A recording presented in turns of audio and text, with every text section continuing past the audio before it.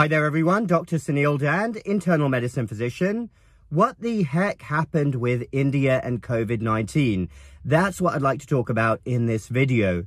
Now, back in February, I made a video about why India's COVID numbers were so low.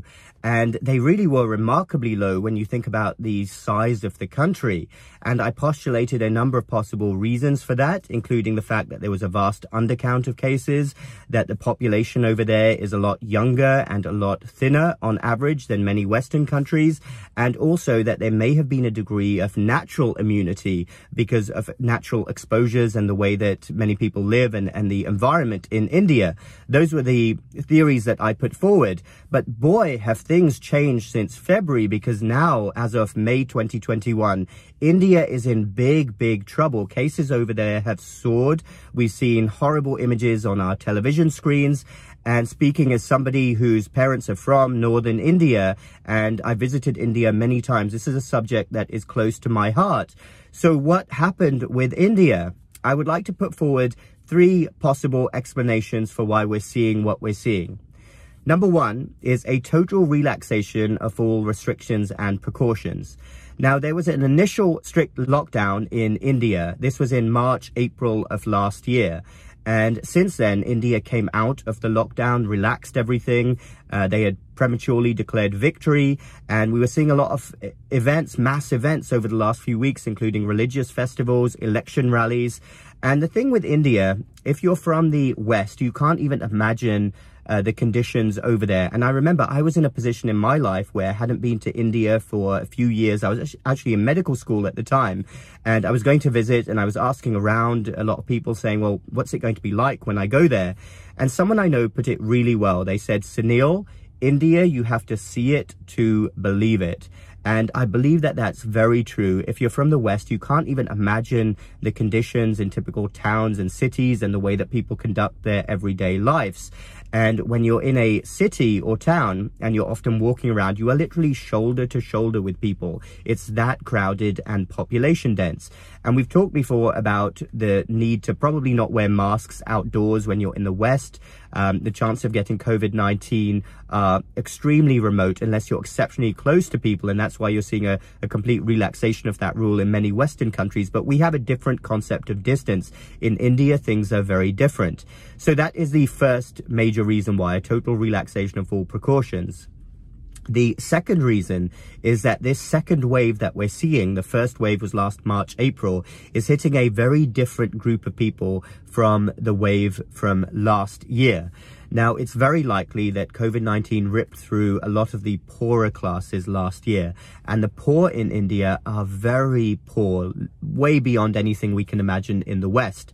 And it's likely that there was a complete undercount of cases over there. There's not a lot of government infrastructure or bureaucracy which would count cases for poor people in India. And this current COVID wave is ripping through the middle and upper classes. And that's why it's getting, sadly, it's true, but it's now getting more attention because it's hitting wealthier people. But the middle and upper classes in India are still hundreds of millions of people. So that number is absolutely huge as COVID is going through the population. And you could argue that as well, an additional factor is the lower classes in India may have had a different lifestyle from the upper classes. They are thinner, and maybe they did have a degree of natural protection as well. Who knows? But I can only speak from the region of India that we're from. My parents are from Punjab. We're Punjabi. And traditionally, that's a warrior class of India. They may look like very strong and sturdy people. But speaking as a member of the Punjabi community myself, when I look at their lifestyle habits, they're not necessarily always the best. A lot of the middle and upper classes have adopted Western style eating habits. A lot of people are sedentary over there, and there is likely a ton of undiagnosed diabetes and obesity. And we know that they are risk factors for getting very seriously ill from COVID-19. And I'm sure many other regions of India have that same issue going on. Number three is a very basic healthcare infrastructure. Now, unless you're really rich in India, you would be shocked if you're from the West and you look at the typical hospital over there. It is truly unbelievable to anyone who's from a country like England or the United States. You have rows of people lined up. Relatives frequently have to bring in food for patients. They frequently have to buy medical supplies and bring them into the hospital, something we couldn't even imagine doing. And I remember when my uncle was sadly unwell a few years ago, my family would literally have to bring suitcases of cash into the hospital. This was a decent hospital. Suitcases of cash in before the hospital would even consider treating him for the day. And unless you're, as I said, really, really rich, like a minuscule percentage of the population, where the hospitals truly can compete with anything in the West, the healthcare infrastructure over there is very, very basic. And it doesn't surprise me at all that they've struggled with basic things like oxygen supply. I'd like to add two more caveats as well as to India's current situation. The first is variants of COVID-19. We've been hearing a lot of stories about this.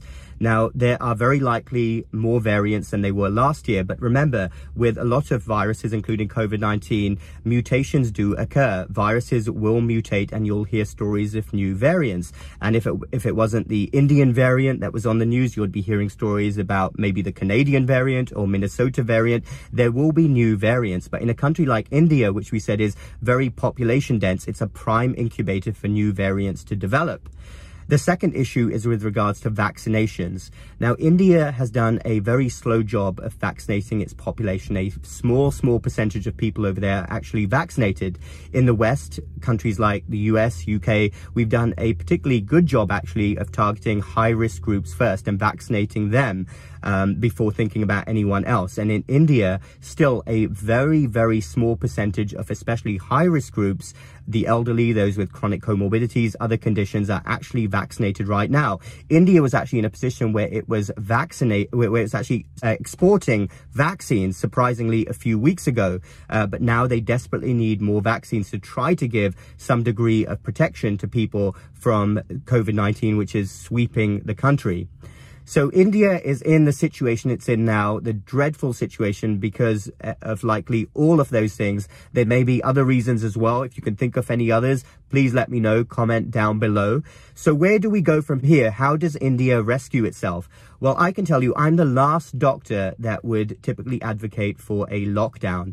I think lockdowns disproportionately affect the poor, and they are a very medieval way of doing things. If you read the history books from the 1500s, 1600s, that's how they did things back then. They used to lock people up if there were any infection spreading, and surely we've moved on from that now. I think there's a lot of truth behind a quote I heard that nobody would be advocating for a lockdown if it adversely affected their paycheck. Lockdowns are a luxury of the middle and upper classes, especially in the West.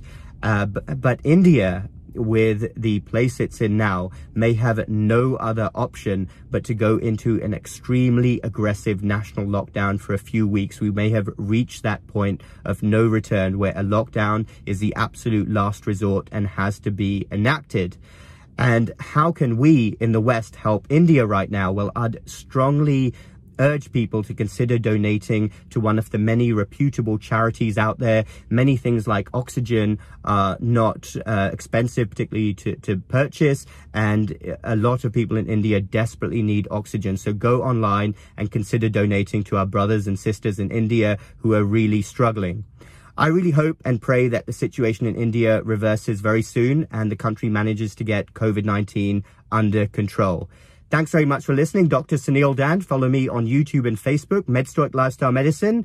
We will speak again next time.